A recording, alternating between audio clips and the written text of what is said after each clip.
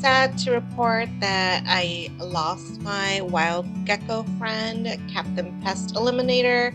He jumped onto one of my white fly sticky traps, and I half expected him to do this.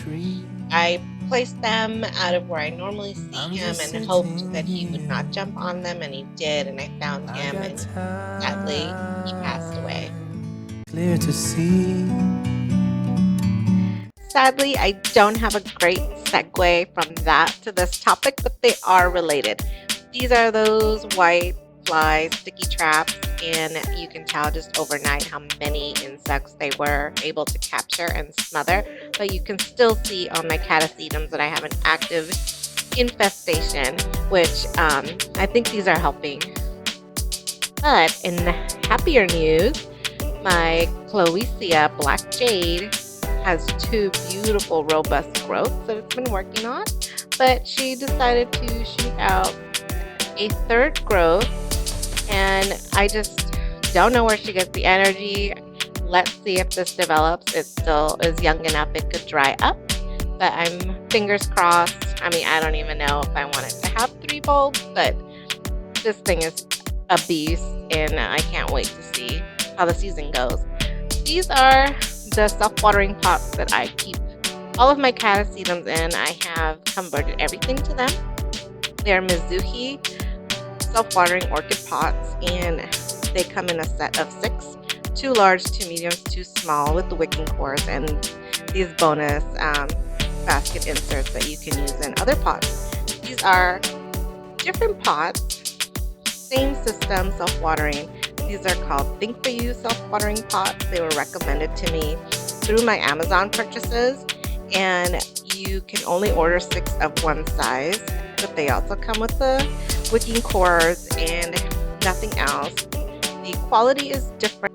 The quality being different, I wouldn't say that it's necessarily better or worse, because I don't have any evidence of one performing better than the other than to say that these seem to be a softer plastic than the Muzhi pots, which I think has caused some issues with the mold making in the factory, where some of the inserts do not have fully exposed or open air holes. So I do have to go in and augment them anyway, which I did with the Muzhi just to accommodate the big, robust roots of Catasetums and Cloecias and all them.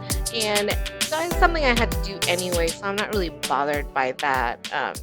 You can see the inserts. For me, these are deeper. Here, I'm comparing the 2 inserts, the original Muzhi, not as deep, not as wide, and for the same size volume pot. You can see here that the air holes are lacking in their being fully formed.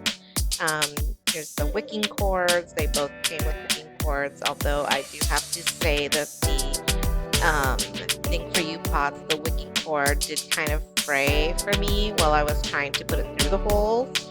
And so I don't know. I mean, as long as it does what it's designed to do, that's not really an issue. But there just are differences in the quality. The Muzhi is a more rigid plastic, so when I go in to augment the air holes, it's just a little more difficult to get in there, and I risk cracking the plastic. I did go over the lip of the plant, of the insert being just a little bit wider and losing that extra space in the insert for the plant. So here I just am showing that the volume difference. So the insert in the Think For You pot is bigger, but the pot itself is less volume. The Muzhi outer pot has more volume, but the insert is smaller. So they have their pros and cons, and really none of the cons for Think For You pots were a big deal to me, because I was still going to change the pots. I was going to cut them and put holes in them and all that. So I wasn't really bothered by that. What I was more focused on was just how big the insert was because I do have some Catasetums that are putting out their roots, and they're actually lifting themselves up and out of the liner. And that was one thing that I really wanted to find, was something that was deeper that could accommodate that large root mass, especially when you're talking about a plant that's working on its third or fourth bulb, and that's really where they start putting on some serious plant mass. So I just am trying out these self-watering pots this year, and I get to try 2 different ones, and there's no telling what I'll like. I did buy a soldering iron. I forget what they're called, a craft iron or something. Anyway, it comes with all these tips.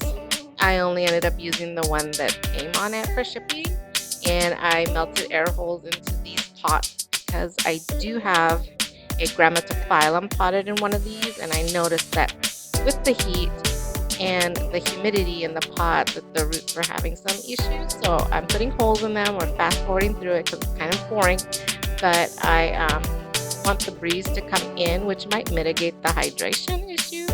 But I think that in the long run,